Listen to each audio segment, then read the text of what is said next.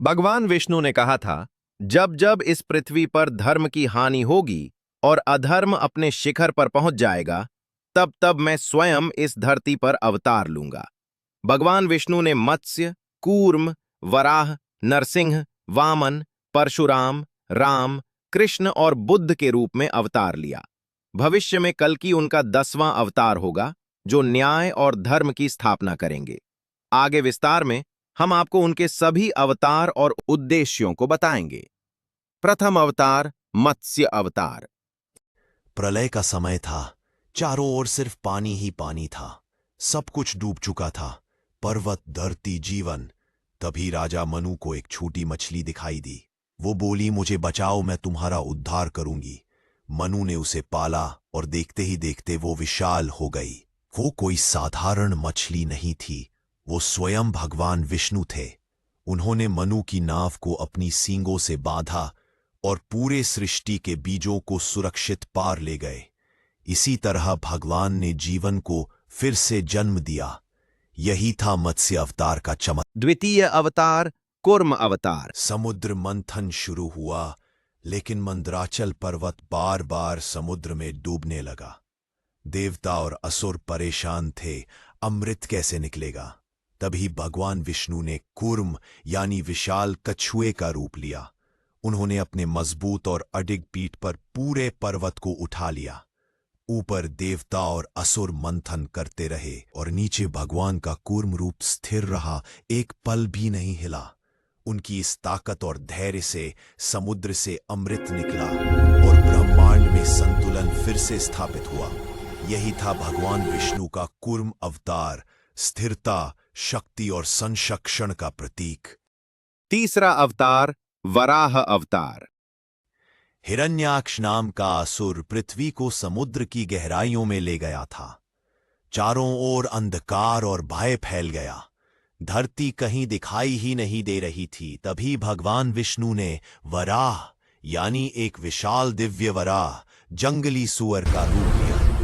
उनका आकार इतना विशाल था कि उनकी गर्जना से तीनों लोग कांप उठे। वे समुद्र में उतरे, गहराई में गए और अपने शक्तिशाली दांतों पर पृथ्वी को उठाकर बाहर लेकर आए। उन्होंने हिरण्याक्ष को युद्ध में पराजित किया और पृथ्वी को उसके सही स्थान पर स्थापित किया। यही था वराह अवतार, पृथ्वी के रक्षक, शक्ति और साहस का प्रतीक। चौथा अवतार, नरसिंह अवतार। हिरण्यकश्यप नाम का राक्षस अपनी शक्ति के घमंड में डूबा था। उसने सबको आदेश दिया कि सिर्फ वही भगवान है, लेकिन उसका अपना पुत्र प्रहलाद विष्णु भक्त था। यह देखकर हिरण्यकश्यप गुस्से से भर गया और उसने प्रहलाद को मारने की कई कोशिशें की, पर हर बार भगवान ने उसे बचा लिया। एक दिन हिरण्यकश्यप ने चुनौती दी, अगर विष्णु हर जगह है तो क्या वह इस खंभे में भी है? तभी खंभा फट पड़ा और भगवान नरसिंह, आधा मनुष्य आधा सिंह, प्रकट हुए। उन्होंने संध्या के समय एहली पर अपने नाखूनों से हिरण्यकश्यप का वध किया और प्रहलाद की रक्षा की। यही था नरसिंह अवतार, धर्म की रक्षा और अहंकार के विनाश का प्रतीक। छठा अवतार, परशुराम अवतार। पृथ्वी पर अत्याचार बढ़ने लगा और क्षत्रिय राजा अहंकार में डूब गए। तब धर्म की रक्षा के लिए भगवान विष्णु ने छठे अवतार परशुराम के रूप में जन्म लिया। जन्म से ही वह बल, तपस्या और न्याय के प्रतीक थे। एक बार अत्याचारी राजा कार्तवीर्य अर्जुन ने उनके पिता ऋषि जमदग्नि का अपमान किया और उनका आश्रम उजाड़ दिया। यह देखकर परशुराम का क्रोध भड़क उठा।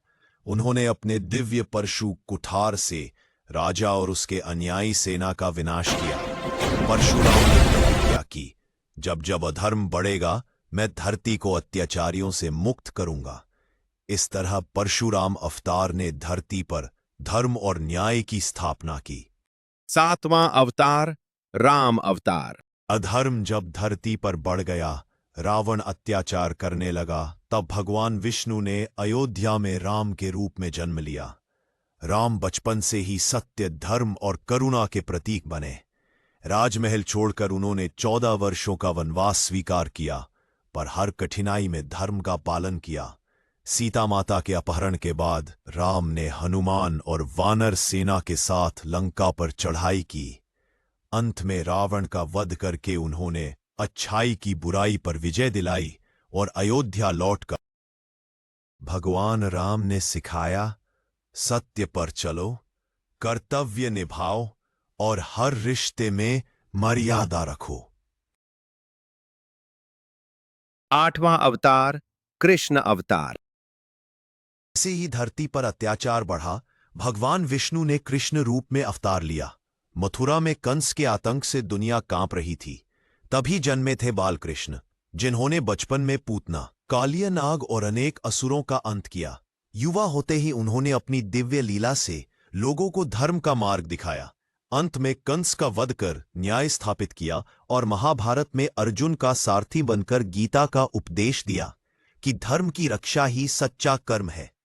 कृष्ण का अवतार हमें सिखाता है कि सत्य और प्रेम हमेशा विजय पाते हैं। 9वां अवतार बुद्ध अवतार। जब पृथ्वी पर अधर्म बढ़ गया और लोग यज्ञों में पशु बलि देकर धर्म का गलत रूप फैलाने लगे, तब भगवान विष्णु ने बुद्ध अवतार धारण किया। राजकुमार सिद्धार्थ के रूप में जन्म लेकर उन्होंने दुनिया को दुख, हिंसा और अशांति से मुक्त करने का संकल्प लिया। उन्होंने ज्ञान प्राप्त किया और लोगों को सिखाया कि सच्चा धर्म करुणा, अहिंसा और सत्य में है। भगवान बुद्ध ने बताया कि किसी भी जीव को कष्ट देना सबसे बड़ा पाप है। उनके उपदेशों से समाज में शांति लौटने लगी और लोग सही मार्ग की ओर बढ़े।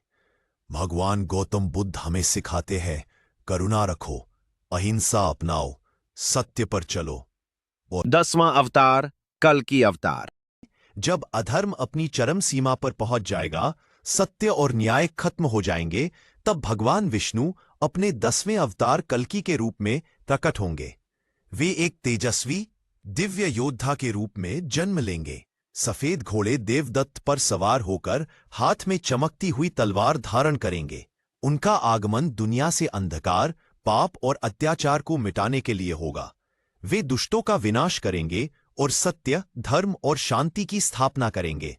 कल्कि अवतार के बाद एक नया सत्ययुग शुरू होगा, जहां फिर से सद्भाव, प्रेम और धर्म का प्रकाश फैलेगा। Hey everyone, subscribe and like.